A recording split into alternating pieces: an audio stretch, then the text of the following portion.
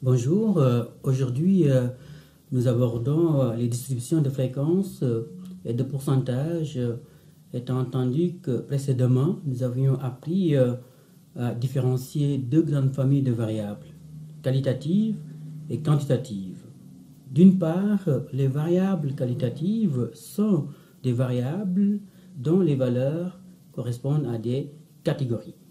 Lorsque les catégories servent tout simplement à identifier, nommer les individus, nous sommes en présence d'une variable nominale, à l'instar du sexe. Par contre, lorsque les catégories sont ordonnées, la variable est plutôt ordinale. Exemple, le niveau d'instruction.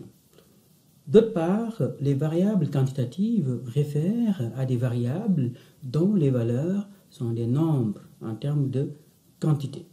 Lorsque les nombres sont tellement nombreux sur la droite des nombres réels, de telle sorte qu'apparaissent des décimales, nous sommes en présence d'une variable continue. Exemple, l'âge. Par contre, lorsque les nombres sont séparés les uns des autres et relèvent d'un comptage, la variable est plutôt discrète.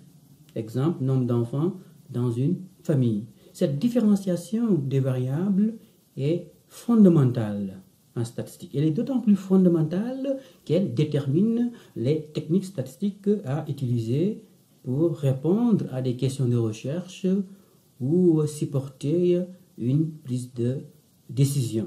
Eh bien, justement, les premières techniques dont nous disposons de façon à analyser précisément des données sont ce qu'on appelle les distributions de fréquences et de pourcentages qui font l'objet de la leçon d'aujourd'hui, au sortir de laquelle vous serez en mesure de transformer des données brutes en distributions de fréquences simples et regroupées, convertir les fréquences en pourcentage, puis les pourcentages en pourcentage cumulatif, savoir calculer des mesures de rapport, dont le pourcentage de variation, et bien sûr être en mesure de construire des tableaux et des graphiques appropriés de façon à représenter de telles distributions et à en interpréter bien sûr les résultats.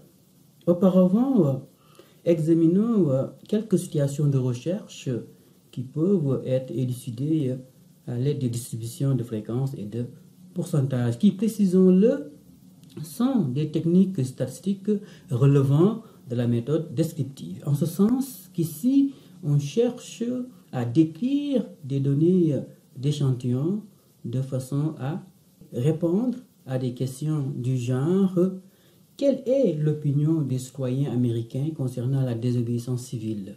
Question: quelle est la variable centrale étudiée ici? Réponse: c'est désobéissance civile, dont on veut effectivement mesurer l'importance en termes d'opinion chez les Américains notamment. Les travailleurs de la fonction publique sont-ils âgés? C'est une question pertinente si on la place dans le contexte du départ massif à la retraite des baby boomers. En l'occurrence ici, on s'intéresserait à la distribution de la variable âge au sein des travailleurs de la fonction publique. La religion est-elle aussi importante en France qu'au Canada? Une étude effectivement qui nous amènerait à procéder à une analyse comparative qui porterait sur une variable clé, l'importance de la religion. La représentativité féminine est-elle en hausse à l'université? On peut supposer que oui, mais jusqu'à quel point? Nous savons juste que les femmes investissent davantage l'université, entre autres face au décrochage scolaire qui touche surtout les hommes. Eh bien, finalement, quel est le niveau de scolarité le plus fréquent chez les aînés? Une question qui pourrait amener un centre d'accueil à offrir des services adaptés à la clientèle aînée. Autant de questions de recherche univariées qui ont ceci de commun qu'elles portent 1 sur une seule variable, 2, elles cherchent à décrire des données d'échantillon, 3, de façon à apprécier l'ampleur, l'importance d'un phénomène? Eh bien, pour y répondre, une façon de faire consiste à résumer les données ainsi collectées, les mettre en forme de façon par exemple à identifier le nombre de cas correspondant aux valeurs. En l'occurrence, si vous isolez chacune des valeurs et que vous comptiez le nombre de cas correspondant à chacune des valeurs de la variable étudiée, vous obtenez ce qu'on appelle une distribution de fréquence. Donc il n'est rien d'autre que la façon dont les cas individus sont distribués selon les valeurs d'une variable dans une série de données. Ici, distinguer deux types de fréquences, simples et regroupées. Supposons qu'on s'intéresse à la variable sexe et qu'on isole homme, on compte le nombre d'hommes, on isole femme, on compte le nombre de femmes, on obtient ainsi des fréquences simples. Simples puisqu'on calcule les fréquences à partir des valeurs brutes de la variable sexe sans transformation aucune. Que se passe-t-il maintenant si on s'intéressait à la variable âge et que l'échantillon porte sur 100 cas? Eh bien, on aurait pu obtenir autant de scores en termes d'âge que de cas. De telle sorte que pour que la distribution soit informative, eh bien, il faut regrouper les scores d'âge en classes, de façon à obtenir ce qu'on appelle des fréquences regroupées. Bien, regroupées puisqu'on fusionne des valeurs en termes d'âge en classes, en catégories. Habituellement, les distributions de fréquences simples conviennent à des variables qualitatives, alors que les distributions de fréquences regroupées sont surtout utilisées lorsqu'on a des variables quantitatives. Alors commençons par les fréquences simples. Pour ce faire, on s'intéresse à la question de Fox, à l'effet de savoir quelle est l'opinion des Américains concernant la désobéissance civile. Alors pour ce faire, vous avez devant vous des microdonnées, donc correspondant à 30 scores, puisque ici la taille de l'échantillon est de 30. Par exemple, le premier cas, c'est quelqu'un qui croit qu'il faut suivre sa conscience. Le deuxième cas, suivre sa conscience. Le troisième cas, obéir aux lois. Le quatrième cas, obéir aux lois. Et donc cette variable comporte deux catégories, suivre sa conscience et obéir aux lois. Il s'agit donc d'une variable dichotomique.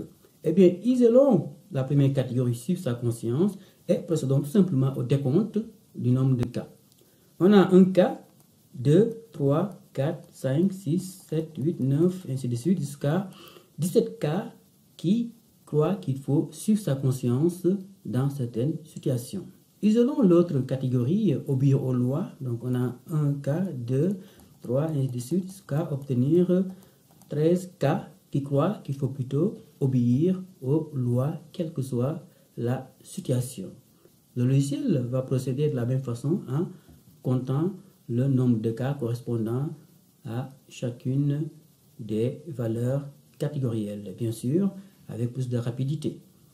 Et nous présente les résultats sous forme de tableau que vous avez devant vous. Ici, on retrouve les 17 cas qui croient qu'il faut suivre sa conscience et les 13 cas qui croient plutôt qu'il faut obéir aux lois.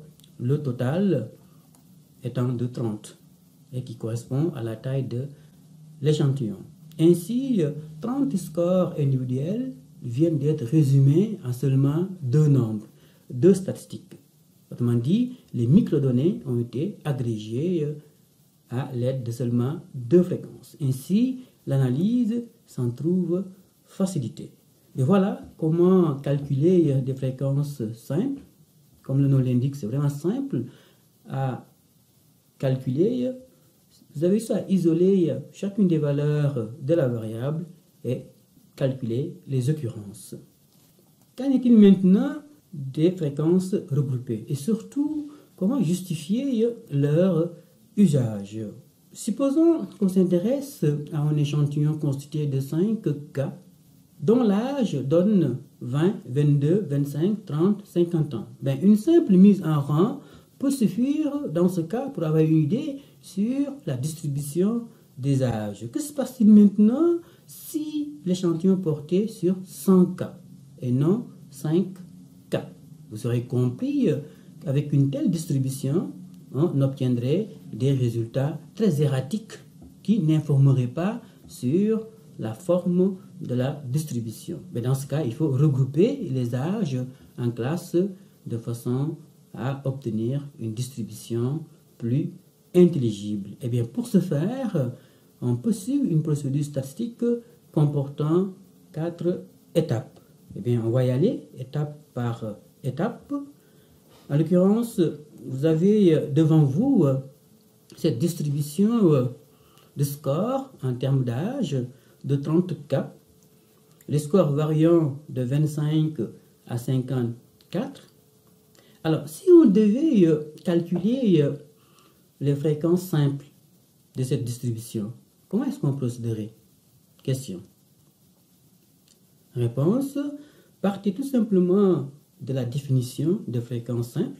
Vous isolez chacune des valeurs brutes de départ et vous comptez le nombre d'occurrences. Donc ici, on isolerait 25, on compte le nombre, on a 2, 26, on a 1, 31, on a 2, ainsi de suite, de façon à obtenir des fréquences simples. Mais vous conviendrez avec moi qu'une telle stratégie donnerait une distribution très erratique qui ne nous informerait pas sur la forme de la distribution. Et donc c'est la raison pour laquelle on va préférer plutôt regrouper les âges en classe de façon à obtenir une distribution plus informative. Alors on va y aller. La première étape à cet effet consiste à calculer l'étendue de la distribution.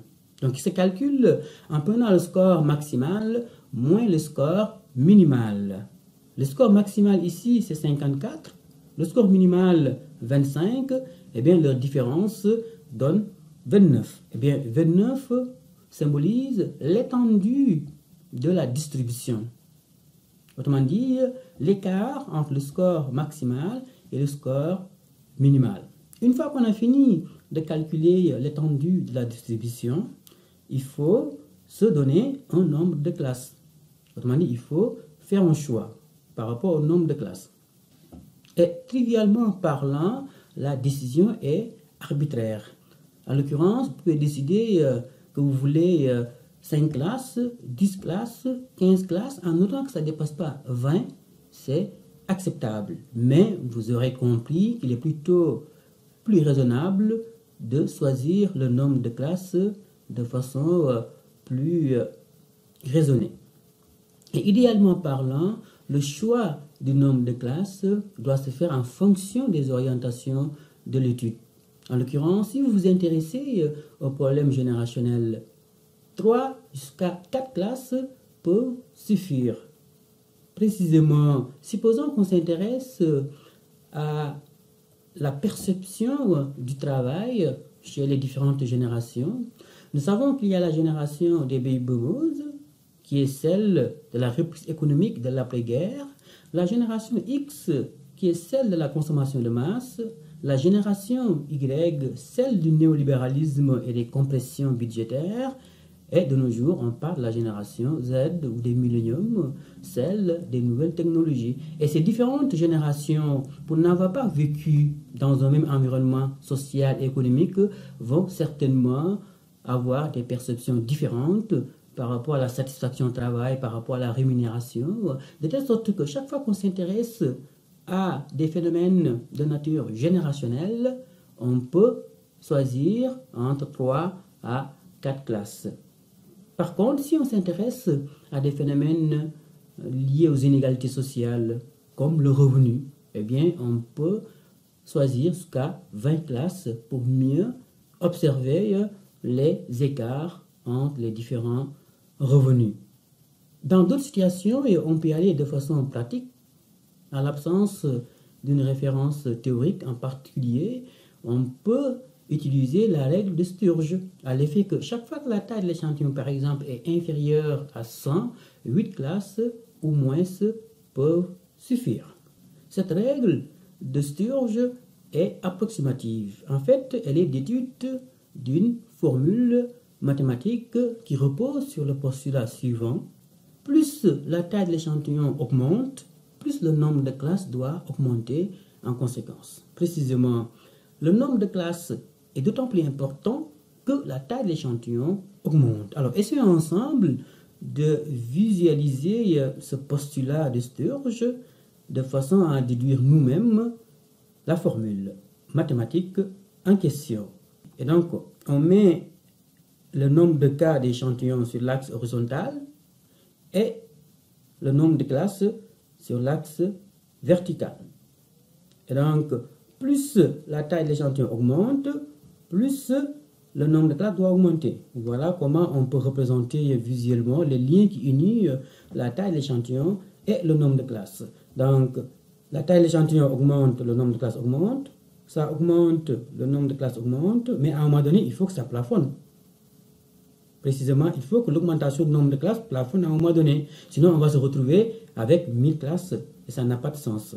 Donc, voilà un peu le lien qui unit le nombre de cas de l'échantillon et le nombre de classes qu'on doit obtenir en conséquence. Alors, on va essayer ensemble de retrouver la formule à partir de cette constatation visuelle. Donc, on est à la recherche de K. K étant le nombre de classes qu'il faut, connaissant la taille de l'échantillon.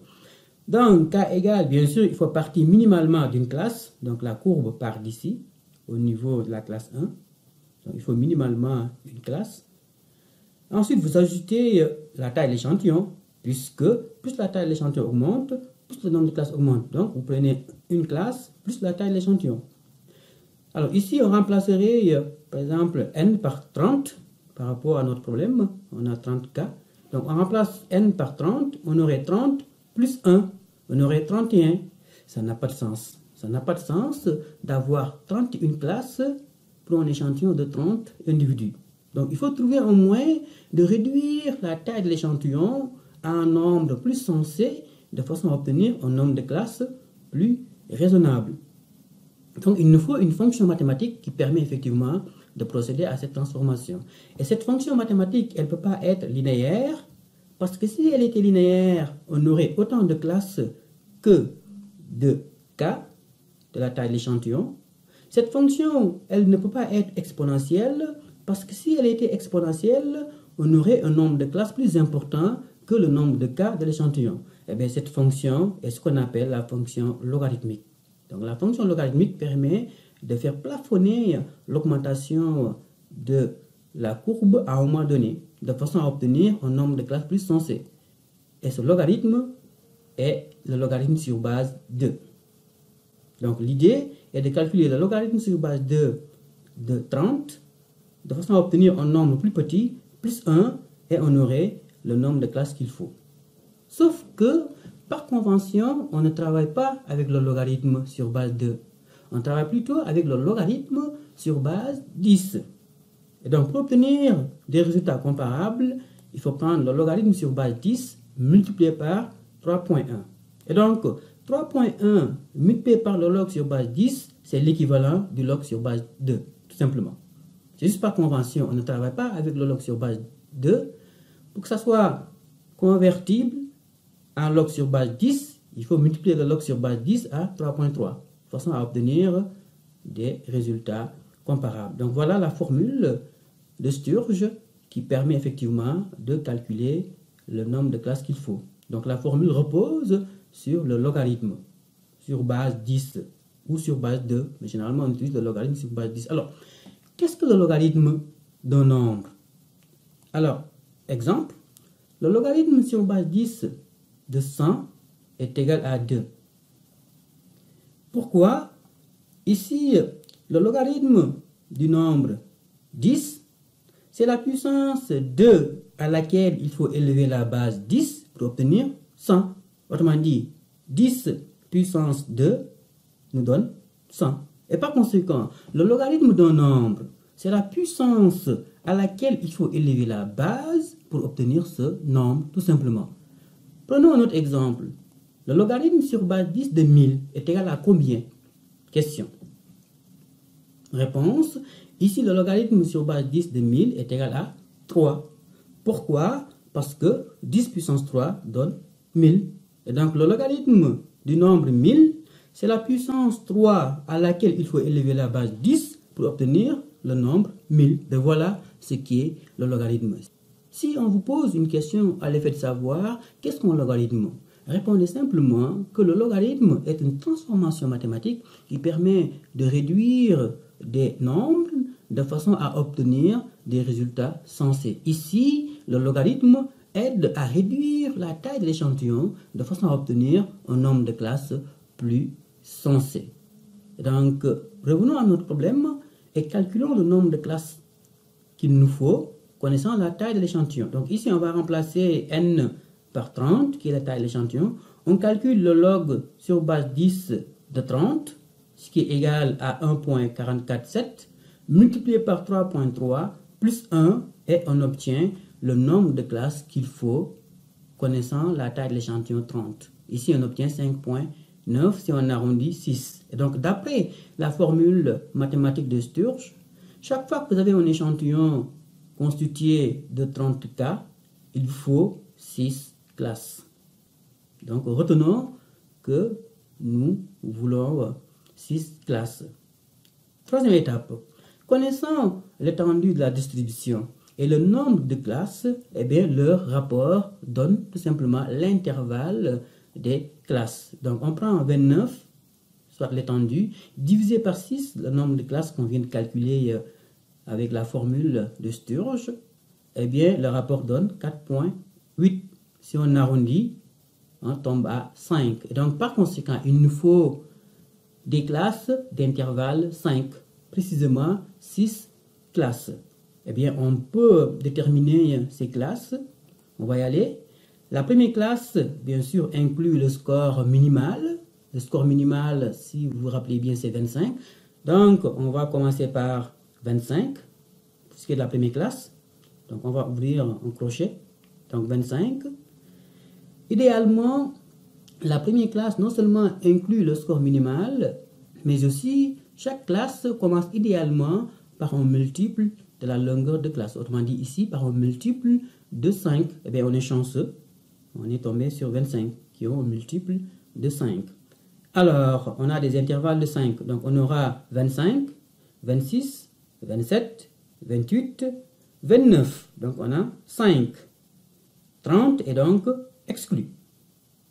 D'où le crochet ouvert.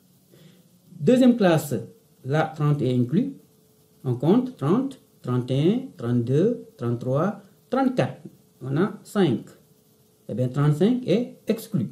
Ainsi de suite, jusqu'à reconstituer nos 6 classes d'intervalle 5. Bien, voilà comment déterminer les classes sur la base des crochets. Une fois que c'est fait, eh bien, on peut procéder tout simplement au décompte. En l'occurrence, on a 3 cas dont l'âge est compris entre 25 inclusivement et 30 exclusivement. 12 dont l'âge est compris entre 40 inclusivement et 45 exclusivement, ainsi de suite, ainsi de suite. Vous avez ici une notation que j'appelle statistique, qui est très pratique, en particulier lorsqu'on veut calculer, c'est pas la moyenne ou la médiane d'une distribution de fréquences regroupée. Dans ce cas, on aura juste à prendre le point milieu. Donc ici, le point milieu de cette classe serait tout simplement 27.5. Mais aussi, lorsqu'on veut représenter le polygone, nous le verrons tout à l'heure, ou les ogives, on peut facilement se retrouver avec les crochets. Mais aussi, on peut utiliser une autre notation. Une notation avec des parenthèses, que j'appelle une notation intuitive. Pourquoi? Parce que c'est relativement facile. Donc, 25, 29, 30, 34. Alors, vous pouvez poursuivre pour le reste. C'est un exercice. Et finalement, une notation que j'appelle mathématique. Donc, ici, on aura les scores X en termes d'âge. Ce sont les scores compris entre 25 inclusivement et 30 exclusivement. Pour cette classe, les scores de X en termes d'âge, compris entre 30 inclusivement et 35 exclusivement.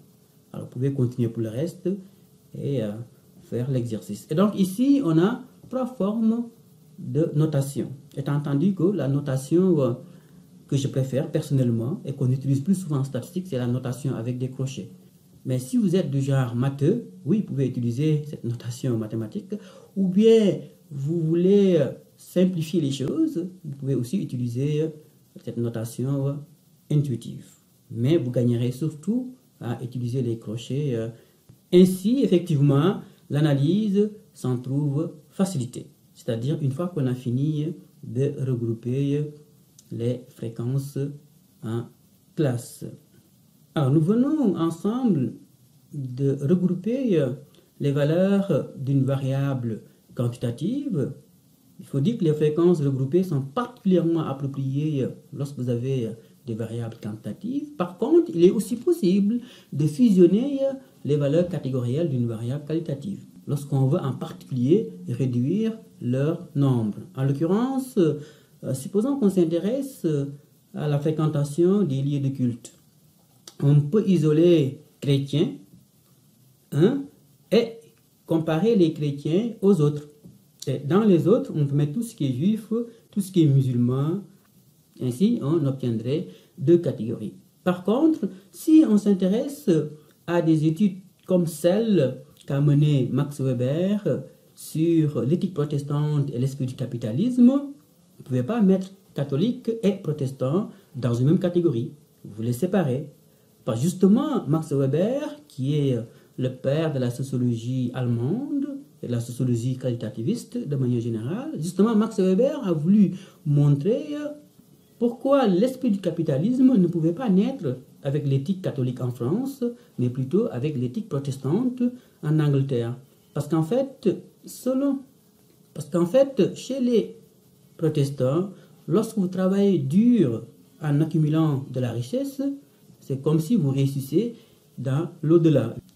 C'est un peu caricatural, évidemment, mais ça représente assez fidèlement l'éthique protestante. Et donc ici, comme Max Weber a voulu comparer l'éthique protestante et l'éthique catholique, il a tout simplement séparé ces deux catégories de façon à montrer que le développement de l'esprit du capitalisme est intimement lié à l'éthique protestante et non l'éthique catholique. Et par conséquent, lorsque vous fusionnez les valeurs d'une variable, qu'elle soit quantitative ou qualitative, eh bien, faites-le en cohérence avec les objectifs de la recherche.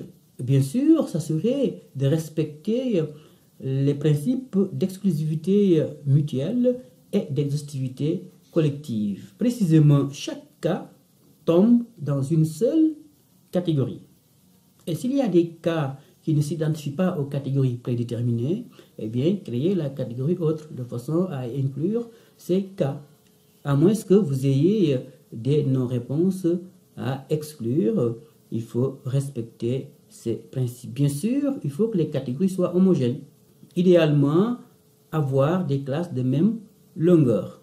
Étant entendu que la première classe et la dernière classe peuvent être ouvertes pour inclure des scores extrêmes. Lorsque vous menez un stage international au Sénégal, par exemple, sur la scolarisation, vous n'allez pas transférer vos référents à vous dans la catégorisation.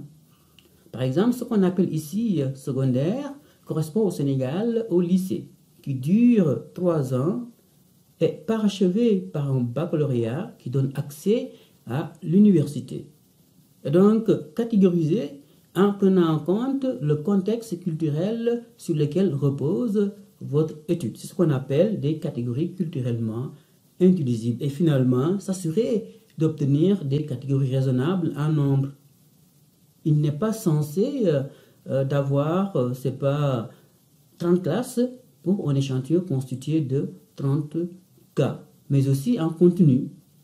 Pas raisonnable d'avoir une classe constituée de 29 cas et une autre classe constituée de seulement 1 cas. Alors vous aurez compris que c'est très important de beaucoup réfléchir lorsque vous procédez à la catégorisation. Étant entendu que la catégorisation implique certainement une perte d'information, puisque lorsqu'on a fini de regrouper les scores individuels en catégories ou classes, vous perdez les différences entre ces scores individuels, de telle sorte qu'effectivement, il en résulte une perte d'information.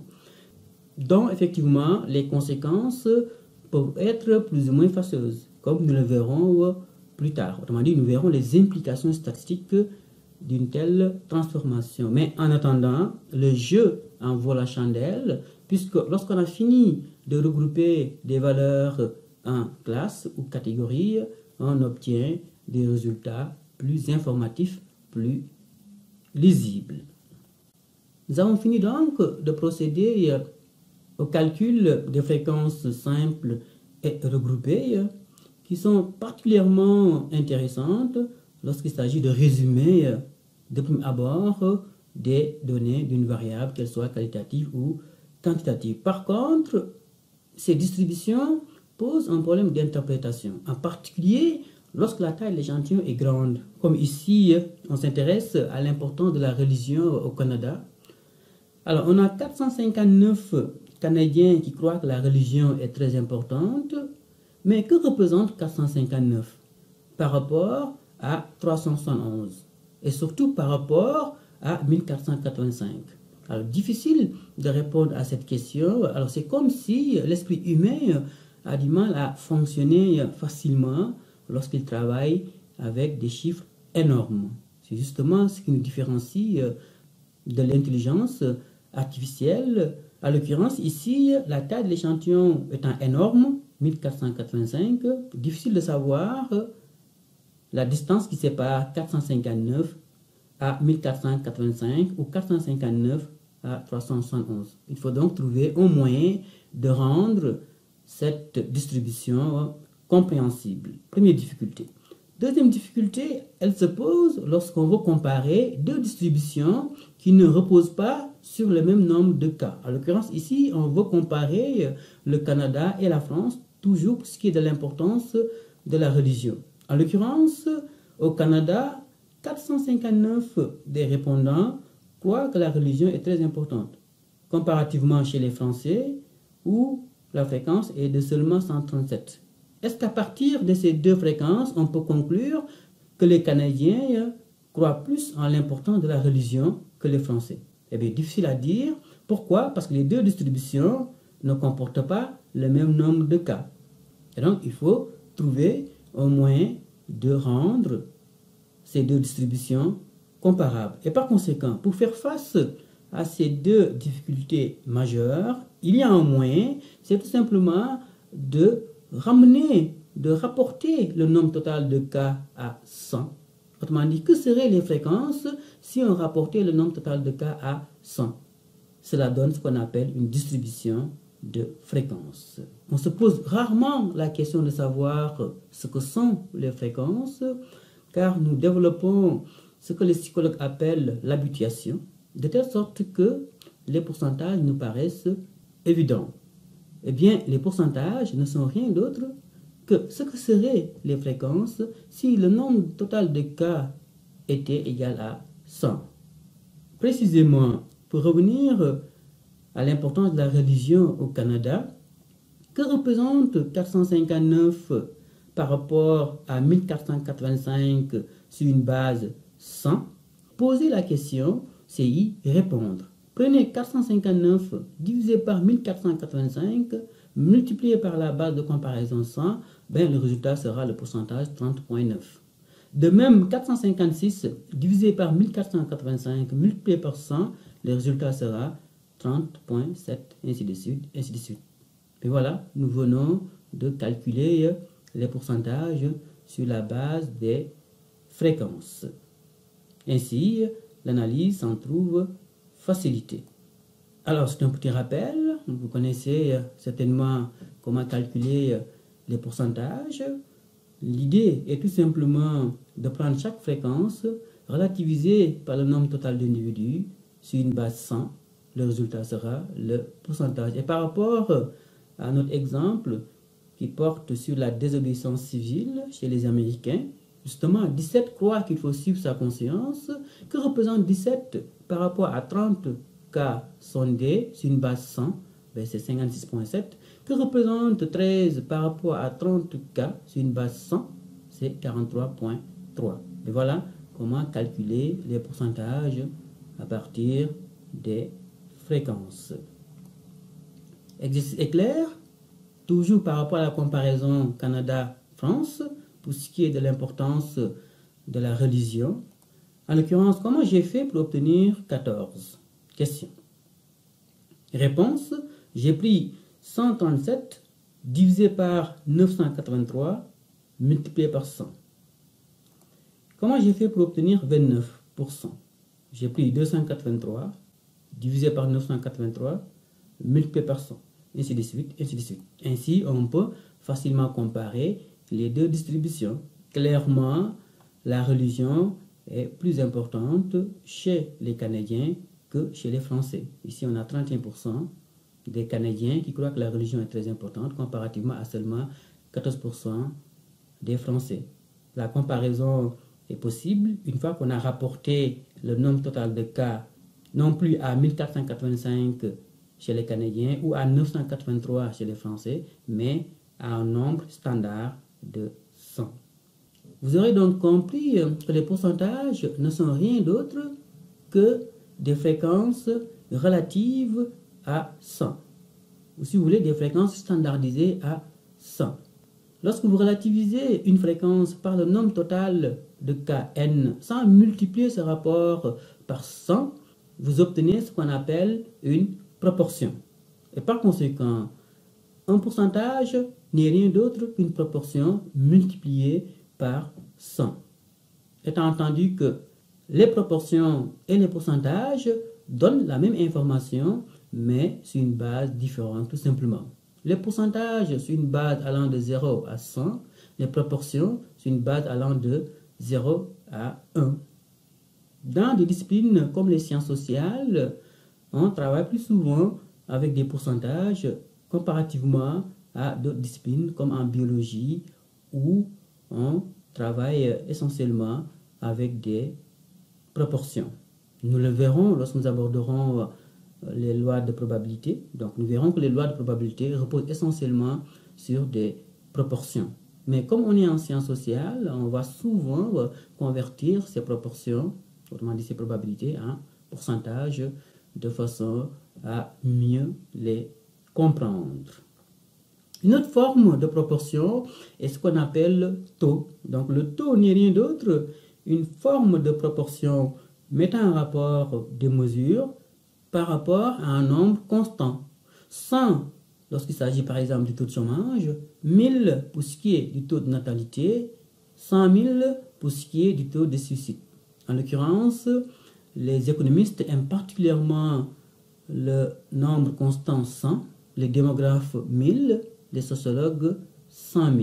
Et donc on voit bien que dépendamment des disciplines, on va privilégier par convention tel nombre constant par rapport à tel autre nombre constant. Et bien finalement, on peut calculer le ratio, donc il y a une forme de mesure mettant en rapport deux mesures plus ou moins différentes. L'exemple est donné du ratio étudiant-professeur.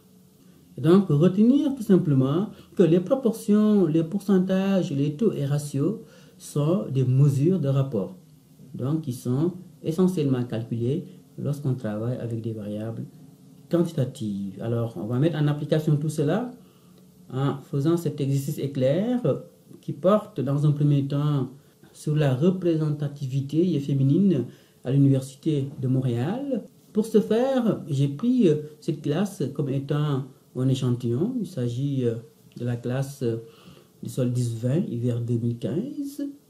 Alors, on s'intéresse essentiellement à la variable sexe. Pour identifier les hommes et les femmes, je me suis référé au prénom des étudiants. C'est vrai que parfois, ce n'était pas évident à les différences culturelles. Mais chaque fois que je doutais, j'ai privilégié un peu les hommes. Mais c'est vrai, dans cette classe, il y a tellement souvent plus de femmes que d'hommes. Alors, c'est une façon pour moi de faire un peu de discrimination positive en faveur des hommes. Mais ça n'a pas suffi puisque on se retrouve avec 45 femmes et 22 hommes pour un total de 67 étudiants. Alors, je vous demande de me calculer la proportion de femmes, le pourcentage de femmes, le taux de féminité et le ratio femmes-hommes. Vous pouvez appuyer sur pause et faire l'exercice clair. Alors, réponse, la proportion de femmes est égale en prenant le nombre de femmes divisé par le nombre total de cas de l'échantillon. Donc, 45 divisé par 67 nous donne 0,67. Une chose, c'est de savoir calculer une statistique, l'autre chose, c'est de savoir l'interpréter. Alors, interprétons ici la statistique 0,67. Nous dirions ceci. La proportion de femmes est de 0,67. Ce qui signifie que sur une base 1, on a 0,67 femmes. Le pourcentage de femmes, bien, on prend 100 multiplié par la proportion ainsi calculée, de façon à obtenir 107%. Comment interpréter 107%? Réponse. Le pourcentage de femmes de cet échantillon est de 67. Ce qui signifie que sur une base 100, autrement dit sur une base de 100 étudiants, on a 67 femmes.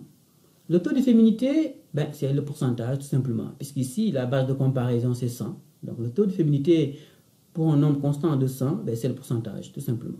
Alors on aura 67%. Donc l'interprétation est similaire à celle du pourcentage de femmes. Et finalement, la ratio femmes-hommes, on prend le nombre de femmes divisé par le nombre d'hommes, on obtient 2,04. Comment interpréter ici? On dirait le ratio femmes-hommes est de 2,04, ce qui signifie que pour chaque homme, vous avez 2 femmes. En tout cas pour ce qui est de cette classe. Ben voilà comment calculer et interpréter ces mesures de rapport. Clairement, vous avez ici 4 mesures statistiques qui informent sur la même réalité sociologique, mais sur une base statistique différente. C'est clair? Avec 31 600 000 habitants et 102 307 médecins en 2006, quel est le taux de médecins et le ratio au Canada? Alors, vous pouvez appuyer sur pause et répondre. Pour calculer le taux de médecins sur une base 100 000, on se pose la question suivante. Que représente 102 307 médecins par rapport à 31 600 000 habitants sur une base 100 000? Poser la question, c'est y répondre. On prend 102 307 divisé par 31 600 000, multiplié par 100. Eh bien, le résultat sera 197. On aurait pu aussi poser la règle de 3 sous forme schématique. Précisément, si 102 307 médecins correspond à 31 600 000 habitants, combien de médecins correspond à 100 000 en termes d'habitants? Eh bien, poser la question, c'est y répondre. On obtiendrait toujours 102 307 divisé par 31 600 000 multiplié par 100 000. Alors, on peut aussi poser la question sous forme mathématique de façon à isoler la valeur x inconnue à connaître. On se retrouverait toujours avec la même équation et donc le même résultat, 197. Alors, comment interpréter un tel résultat? Et donc, on dirait le taux de médecins sur une base 100 000 est de 197. Autrement dit, pour chaque 10 000 habitants, vous avez 197 médecins. Finalement, le ratio d'habitants par médecin, vous prenez le nombre d'habitants divisé par le nombre de médecins et vous obtenez 507. Comment interpréter un tel résultat? Eh bien, vous avez un médecin pour 507 habitants. Évidemment, on aurait pu aussi calculer le ratio d'habitants par 2 médecins. Dans ce cas, on multiplierait par 2. Ou le ratio par 5 médecins, on multiplierait par 5, ainsi de suite, ainsi de suite. On entend souvent dans les médias des informations du genre le prix de l'essence a chuté de 10%, ou bien le prix des céréales a augmenté de 20%. Alors, comment est-ce qu'on arrive à calculer ce qu'on appelle le pourcentage de variation? Alors, on va partir de cette mise en situation. Selon le service de police de Montréal, le nombre de vols de véhicules à moteur est passé de 7 692 en 2010 à 7 837 en 2011. Quel est le taux d'augmentation des vols? Alors, pour répondre à ce genre de questionnement, il faut toujours prendre la valeur à un temps donné, donc le temps le plus récent, moins la valeur au temps de référence, souvent le temps le plus ancien, divisé par la valeur du temps le plus ancien. Et donc, on va appliquer cette formule dans ce cas-ci. Donc, on aura la valeur à un temps donné. Donc, ce serait quoi la valeur? Réponse, on aurait 7837. Moins la valeur au temps de référence, donc 7692, divisé par la valeur du temps de référence, 7692. On obtiendrait 2%. Si on multiplie le rapport par 100, voilà, on obtient ce qu'on appelle le pourcentage de variation, ou si vous voulez, le taux de variation. Alors, comment l'interpréter? Donc, le taux de variation du nombre de vols de véhicules à moteur est de 2%. Ce qui signifie que sur une base de 100 vols de véhicules en 2010, eh bien, le nombre a augmenté de 2 en 2011. Voilà comment interpréter le pourcentage de variation. Vous avez devant vous ici un tableau qui présente le niveau d'instruction en pourcentage. On va pouvoir répondre à la question à l'effet de savoir quel est le pourcentage de cas qui ont un diplôme de premier cycle ou moins. Alors, pour répondre à cette question, donc on a premier cycle ou moins. Donc, on prend le pourcentage premier cycle, plus 20, plus 6, plus 1, de façon à obtenir 79%. Eh bien, on peut répondre que 110% des répondants de cet échantillon ont le premier cycle universitaire ou moins. Eh bien, on peut répondre à ce genre de questions de façon plus facile à rendre en compte de ce qu'on appelle la distribution cumulative. Comment calculer la distribution cumulative, toujours par rapport au même exemple? Pour ce faire, dans un premier temps, il faut ordonner les valeurs de la plus petite à la plus grande. Donc ici, on aurait pattes secondaire, collégiale, ainsi de suite, ainsi de suite. Donc de la valeur la plus petite à la valeur la plus grande. 1. 2. Il faut ajouter les pourcentages les uns à la suite des autres en partant de la valeur la plus faible. Ici, la valeur la plus faible, c'est pattes secondaire. Donc, on va partir du pourcentage de pattes secondaire. Donc, on a 1%. On va ajouter le pourcentage qui suit. Donc, on aura 1 plus le pourcentage qui suit, 6, ça donne 7. Plus 20, ça donne 27. Plus 52, ça donne 119. Plus 19, ça donne 98. Plus finalement 2, ça donne 100. Le total des pourcentages cumulés est toujours de 100. Mais voilà, nous venons de calculer les pourcentages cumulés. À partir de là, on peut facilement répondre à la question de savoir quel est le pourcentage de cas qui ont comme diplôme premier cycle universitaire ou moins. Eh bien, on l'a directement ici. Autrement dit, nous retrouvons le pourcentage 79. Mais voilà l'intérêt des distributions cumulatives. Elles permettent de répondre à des questions du genre quel est le pourcentage de cas qui ont telle valeur ou moins, ou bien ou plus. Puisque les valeurs des variables doivent être ordonnées pour pouvoir utiliser les distributions cumulatives, eh bien ça prend des variables ordinales ou quantitatives. Les distributions cumulatives permettent de répondre précisément à des questions du genre combien de Canadiens gagnent 50 000 $ ou moins? Ou bien combien de Canadiens gagnent 50 000 $ ou plus?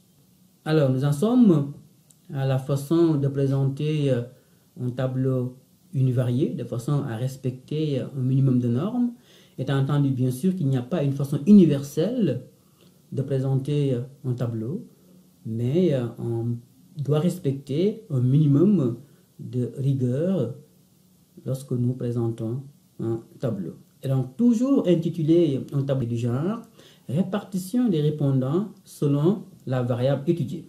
Ici, selon la désobéissance civile. Étant entendu qu'on peut spécifier la taille de l'échantillon. Ensuite, pas besoin de mettre des lignes verticales. Donc ici, 3 lignes suffisent pour structurer les données du tableau.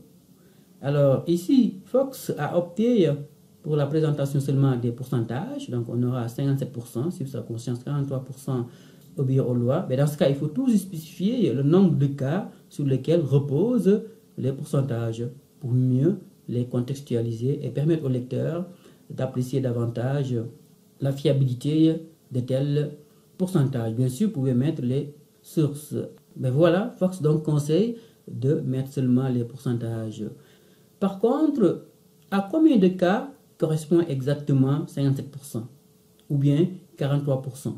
Évidemment, on peut prendre 57 divisé par 100 multiplié par 30, on obtiendrait 17, ou bien 43 divisé par 100 multiplié par 30, on obtiendrait 13. Mais est-ce qu'on doit amener le lecteur à faire cette gymnastique mathématique?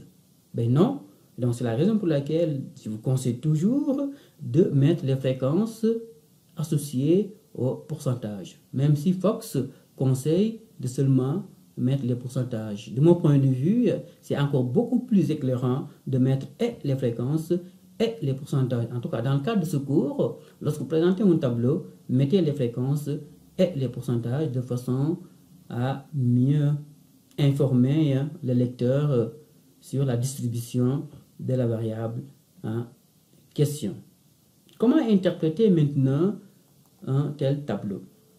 Alors, pour ce qui est de l'interprétation statistique, deux éléments. Que disent les chiffres? Que suggèrent-ils? Donc, que disent les chiffres? Donc, ici, vous mettez en évidence les pourcentages en rapport avec les valeurs. Donc, on dirait ici que l'analyse tabulaire univariée montre que parmi les 30 Américains sondés, eh bien 57% croient qu'il faut suivre sa conscience comparativement à 43% qui croient qu'il faut plutôt obéir aux lois. Voilà que disent les chiffres. Maintenant, que suggèrent les chiffres? Donc, vous tirez une conclusion à partir de là en revenant à la variable d'intérêt ici. Donc, ici, on dirait, par conséquent, la majorité des Américains ont une attitude défavorable à l'obéissance civile. Voilà comment procéder à l'interprétation statistique. Je reprends. L'analyse tabulaire univariée montre que parmi les 30 Américains sondés, 57% croient qu'il faut suivre sa conscience, comparativement à 43% qui croient qu'il faut plutôt obéir aux lois. Par conséquent, la majorité des Américains ont une attitude défavorable à l'obéissance civile. Maintenant, il faut expliquer cette conclusion. Autrement dit, il faut faire parler les statistiques de façon à leur donner un sens théorique ou sociologique, ce qu'on appelle interprétation théorique. Précisément, comment expliquer la conclusion à laquelle on vient d'aboutir? Ici, on peut mettre en évidence des éléments théoriques, factuels, ou le bon sens, ou tirés tout simplement de notre expérience. Alors ici, comment expliquer le fait que les Américains aient une attitude défavorable à l'obéissance civile? Question. Réponse. Cette aversion des Américains envers l'obéissance civile peut s'expliquer par leur longue tradition démocratique. En effet, il faut un minimum d'espace de liberté pour que les consciences individuelles s'épanouissent et se manifestent. Mais aussi, cela peut s'expliquer par leur longue histoire jalonnée d'injustices multiformes. Qu'on pense au Far West où, en l'absence d'autorité forte, les gens avaient tendance à s'armer pour se défendre. Mais aussi une histoire jalonnée par l'esclavage, mais aussi par la ségrégation raciale. Et donc chaque fois qu'un système est incapable de donner une solution satisfaisante à des injustices, eh bien, les gens ont tendance effectivement à se rebeller, à désobéir, à l'instar de ce qui se passe présentement avec les mouvements contre la violence policière et le racisme. Voilà une façon d'expliquer théoriquement la conclusion à laquelle on vient d'aboutir. Étant entendu qu'il y a autant d'interprétations théoriques possibles que d'analystes. Le plus important, c'est que l'interprétation ait un sens. Et par conséquent, pour ce qui est de l'interprétation théorique, je ne m'attends pas à une façon de faire. Donc, chacun va interpréter comme il l'entend, en se référant à des éléments théoriques ou bien à des éléments factuels tirés de vos expériences ou le bon sens. Le bon sens est certainement la chose la mieux partagée. Donc, l'idée ici est de faire parler les statistiques de façon à leur conférer un sens sociologique ou théorique. Voilà donc somme toute, comment procéder à l'interprétation statistique et théorique ou sociologique. Il peut être encore plus informatif de présenter les distributions de fréquences et de pourcentages sous forme graphique, étant entendu que généralement, on retient plus facilement l'information lorsqu'elle est présentée sous forme graphique. Pensez au graphique, tape à l'œil dans les journaux, dans les médias, à l'occurrence. Le but, c'est vraiment d'attirer l'attention. Alors, passons en revue un certain nombre de graphes. Ce qu'il faut retenir, c'est que, dépendamment le type de variable, on utilise tel graphique plutôt que tel autre graphique. En l'occurrence, lorsqu'on travaille avec une variable nominale comportant peu de catégories, eh bien, on utilise habituellement les diagrammes circulaires que vous avez devant vous, ici représentant la distribution des Américains selon l'opinion sur la désobéissance civile. Donc ici, chaque secteur représente une catégorie de la variable sexe. L'enjeu étant de comparer chaque secteur par rapport à l'ensemble. Par exemple, ici, d'un seul coup, on peut voir que 57% des Américains suivent leur conscience comparativement à 43%. Étant entendu qu'il faut privilégier les pourcentages plutôt que les fréquences, puisque les pourcentages sont plus faciles à interpréter que les fréquences. Lorsque la variable est qualitative ordinale, on peut y aller avec le diagramme en barre verticale. L'enjeu ici est de pouvoir comparer les barres entre elles. Sur l'axe horizontal, vous avez ici les catégories du niveau d'étude, et sur l'axe vertical, les pourcentages qui, encore une fois, sont plus faciles à interpréter. De telle sorte que une vue d'ensemble permet de voir que 52% des répondants ont le diplôme de premier cycle universitaire. Évidemment, il s'agit d'une étude que j'avais menée en 2011 pour le compte de la TELUC, qui voulait mettre en place un nouveau programme de maîtrise en santé mentale. J'avais mené un sondage dans le cadre d'une étude de marché pour un peu identifier la clientèle, probablement, qui serait intéressée à suivre un tel programme. Et donc, ça a du sens, effectivement, que la majorité ait comme diplôme le premier cycle universitaire. Lorsque la variable en question est nominale et comporte de nombreuses catégories, on peut y aller avec les barres horizontales. Ici, l'idée est de comparer les cas selon l'importance des catégories. Donc ici, on voit bien que la plupart des répondants proviennent de la psychologie. Et ça a du sens. Les psychologues s'intéressent plus à tout ce qui est santé mentale, comparativement par exemple aux sociologues. Donc on voit que les sociologues s'intéressent beaucoup moins à la santé mentale comparativement aux autres disciplines. Étant entendu qu'ici, sur l'axe horizontal, vous avez les pourcentages et sur l'axe vertical, les catégories. Voilà ce qu'on appelle un diagramme en barre horizontale. Et donc, il est approprié lorsqu'on travaille avec des variables nominales comportant beaucoup de catégories. Lorsque la variable est plutôt quantitative discrète, on utilise ce qu'on appelle les diagrammes en bâtons verticaux, linéaires précisément. L'idée ici est d'avoir des bâtons ou des barres le plus fines possible, de façon à mieux illustrer le caractère discret de la variable.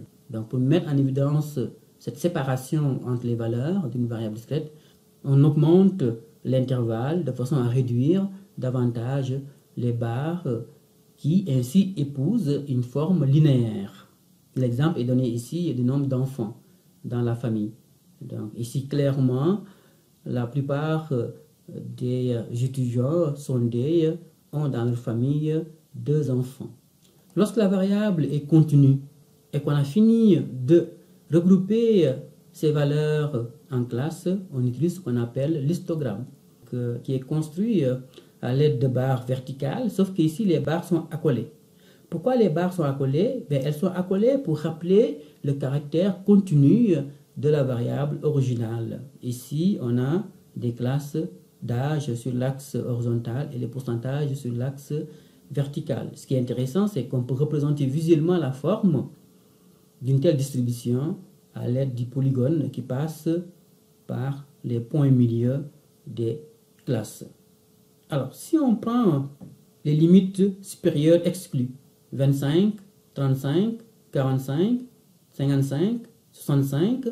On peut représenter ces limites supérieures exclues en lien avec les pourcentages cumulés, de façon à obtenir ce qu'on appelle la courbe cumulative, appelée aussi ogive. Alors on voit bien que la courbe épouse une forme d'ogive, ogive comme ogive nucléaire.